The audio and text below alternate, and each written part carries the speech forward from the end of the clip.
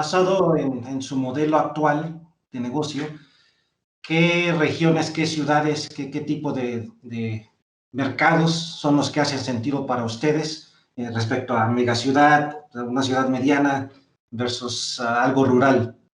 ¿Cuáles Sí. son los que están persiguiendo ahorita?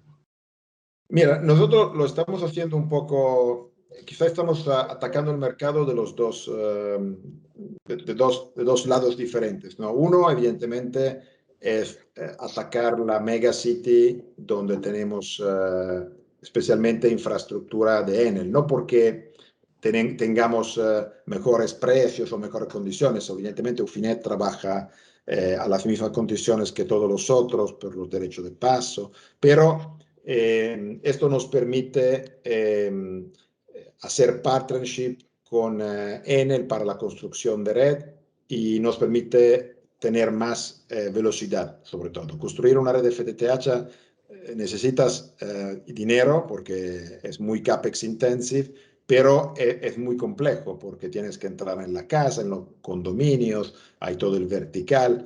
Y entonces normalmente donde tenemos la posibilidad de tener Enel, que ya está, porque es la dueña, la concesionaria de la infraestructura eléctrica, esto nos ayuda para la construcción y sobre todo la parte de entrada a los edificios, permisos, porque ya tienen una relación. Entonces estamos atacando con proyectos como lo de Bogotá, las grandes ciudades, Bogotá, San Pablo, Lima, Santiago y Buenos Aires. Y después hay proyectos mucho más pequeños como tamaño en ciudades Tier 2, Tier 3, que no son exactamente rurales, ¿no? Porque rural, si quieres, lo podemos comentar un poco con nuestra experiencia de Open Fiber, es un poco, es otro nivel de juego, pero en estas sí, ciudades más pequeñas, con desarrollo de 10.000, 20.000 hogares, cosas pequeñitas, logramos también hacer una oferta que incluya como bundle también Internet, la IP Transit, ¿no? Y ahí tenemos los pequeños ISP que están. Entonces, al momento lo que estamos haciendo son estos dos caminos en paralelo. El tema de las zonas rurales es más complicado, ¿no? Porque el tema de las zonas rurales, como se llaman, white areas, la market failure, como lo llamamos, ahí el business case normalmente no da para llegar con fibra y entonces lo que se hizo, por ejemplo, en Italia, el gobierno hizo una cuantas tenders públicos donde quien ganó, y lo ganó una PPP, una Private Public Partnership, donde el Open Fiber, que al final tiene dinero privado, invierte una parte de equity necesaria para hacer el proyecto y otra parte la entrega el público, ¿no? Y con esto puedes hacer un bridge al gap de rentabilidad que vas a tener proyectos, digamos, con áreas muy dispersas, ¿no? Claro. Y a nivel tecnológico, tenemos Fiber, pero también tenemos para casos muy extremos lo que se está implementando es FWA, ¿no? Para casas muy aisladas en el medio de las montañas, cosas por el estilo. Entonces, actualmente aquí en Latinoamérica ya tienen obviamente algo presente en Brasil, en Colombia, creo que mencionó también Argentina, o qué otros países tienen ya. Buenos Aires, sí. Buenos Aires fue el primero, de hecho. Fue Perú. ya operación comercial con un gran operador regional como cliente. Y Perú, estamos desplegando Paraguay. también en Lima y vamos a desplegar en Santiago. Excelente.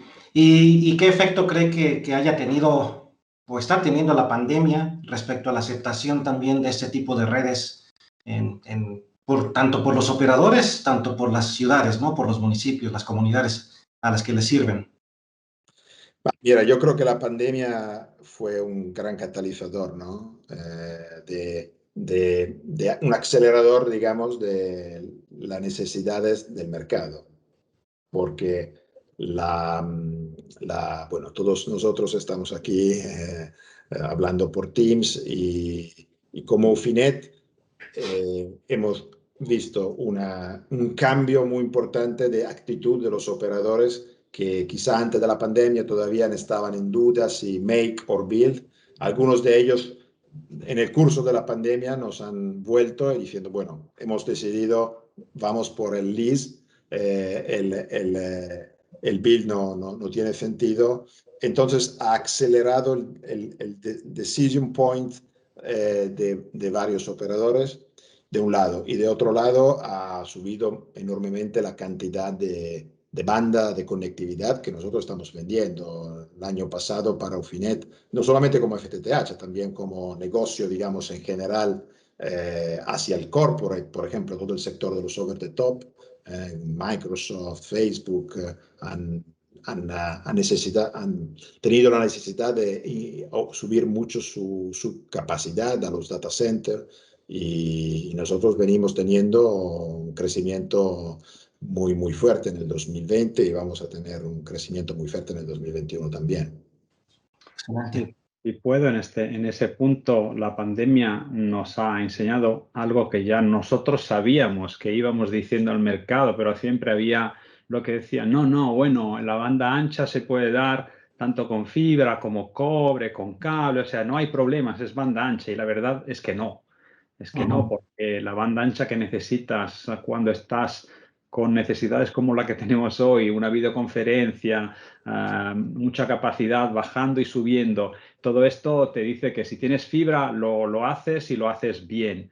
Si no, te cuesta mucho y siempre es muchísimo trabajo, ¿no? Mucho OPEX para mantener una red que no sea de fibra. Así que creo que esto fue una de las grandes ventajas de la pandemia frente a la discusión que siempre había a los cableros frente a los fibreros, pero creo que no hay discusión ya en la mesa hoy en día.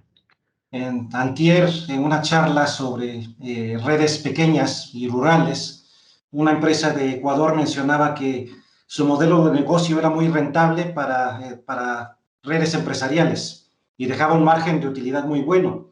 Y con la pandemia se les cayó el negocio empresarial y se disparó el negocio residencial. Lo malo es que el servicio residencial no puede ser tan caro, no están dispuestos a pagar lo mismo que un empresario, pero sí exigen la misma calidad, porque también quieren tener, por lo mismo de estas videollamadas de los gamers, de los estudiantes, se requiere de un servicio también de un nivel muy alto. Así que sí, de acuerdo, la pandemia creo que evidenció todavía más que es fibra o fibra, ¿no? Quien estaba dudando si... Y aparte, también el mundo corporativo, es verdad que hubo un momento en el cual el mundo corporativo se cayó, lo hemos visto también como Enel bajo la tasa de consumación eléctrica, pero está volviendo, y la verdad es que el mundo corporativo también no va a volver exactamente al mismo punto que estaba, ¿no? Lo que creo la pandemia va a dejar es la nueva normalidad, donde vamos a hacer a un híbrido, un modelo híbrido de trabajo en la empresa y de trabajo de nuestra casa, ¿no? Entonces, la necesidad también por el lado corporativo de tener conexiones que, como decía José, no es solamente importante la cantidad, que sea el gigabit porque hay mucho hype, ¿no? Al final se habla de gigabit, pero en realidad hay que ver el verdadero throughput, digamos, de una conexión, y sobre todo las características técnicas de latencia y de disponibilidad, en fin, porque no nos olvidemos que, sin mencionar a nadie, pero en el curso de la pandemia tuvimos algunas crisis de operadores grandes, sobre todo en el mundo cable, donde la red se cayó, literalmente dejó miles y miles de usuarios como nosotros sin conectividad. En el mundo actual es una tremenda, evento desastroso, ¿no? Entonces, realmente yo creo que la red es en fibra por la naturaleza, ¿no? de la fibra, que es más resiliente fundamentalmente, no tiene componentes activos, sino solamente a los extremos, es toda pasiva, es mucho más resiliente y puede ofrecer servicios de calidad muy superior. ¿Algún aproximado de cuántas viviendas pasan actualmente en Latinoamérica? Sí, mira, creo que a la fecha, no sé, Andrea es más informada que nosotros, pero Con los creo que números creo que sociales. estamos ahí como 200.000 pasados digamos que estaba sonriendo porque la definición de hogar pasado siempre me hace reír, ¿no? Porque varía mucho dependiendo de quién qué quiere anunciar quién, ¿no? Es un poco... Pero digamos, nosotros, por primero, como definición de hogar pasado, tenemos que estar adentro del edificio. Es decir, no vamos a declarar hogares pasados si no tenemos nuestro CTO, digamos, la terminación ya dentro del edificio para que el drop sea algo, que es algo que normalmente los operadores verticalmente integrados no hacen, ¿no?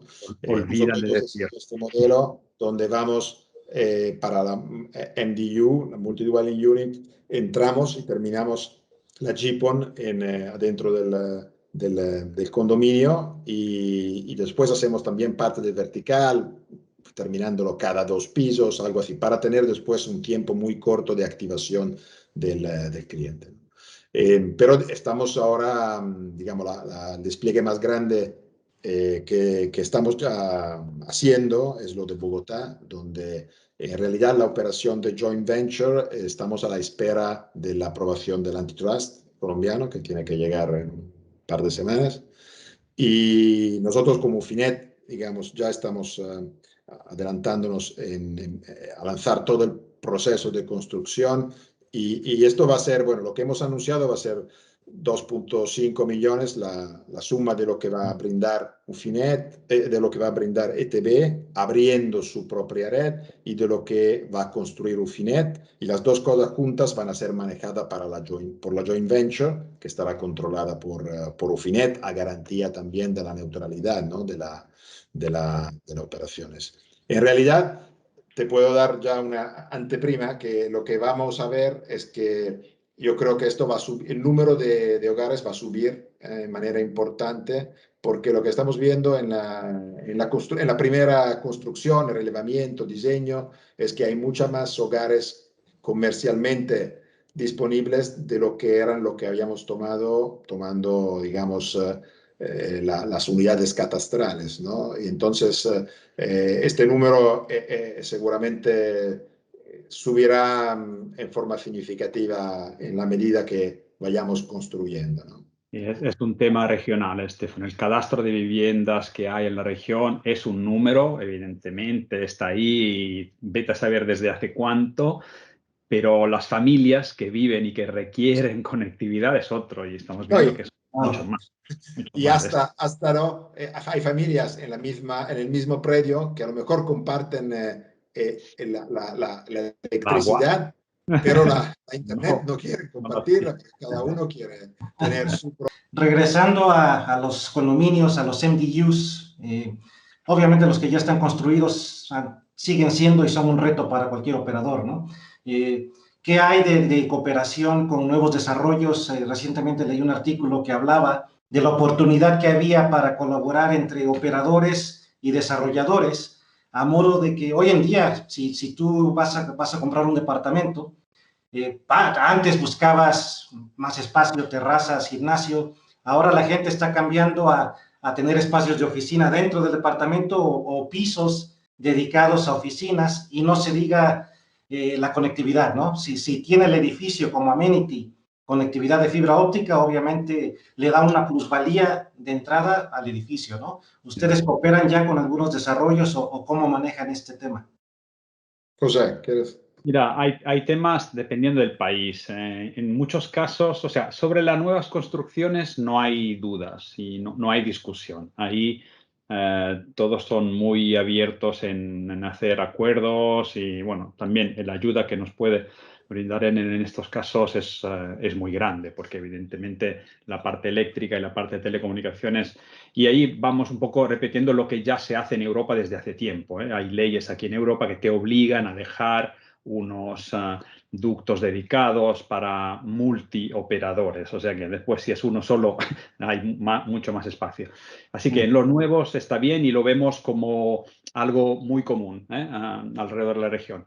Después, caso a caso, dependiendo del país y de las costumbres locales, sí, el tema es que te dejen entrar, que pero le puedas convencer de lo que estás haciendo es a beneficio de toda la comunidad y a beneficio de todos los operadores para evitar que lleguen 3, 4, 5 operadores pidiendo lo mismo y que, ¿sabes? Lo que pasa no es no dejar entrar operadores a hacer obras, es que hay operadores que hacen las cosas bien y otros que hacen las cosas mal. Y por uno que hace la cosa mal, se perjudican los 10 que la hacen bien, ¿no? Y nosotros estamos tentando un poco como llevar una propuesta bien, digamos, homogénea que efectivamente le deje un ambiente que se pueda aprovechar por ese tipo de solución que evidentemente, como tú decías, hoy más que nada es lo más requerido, ¿no?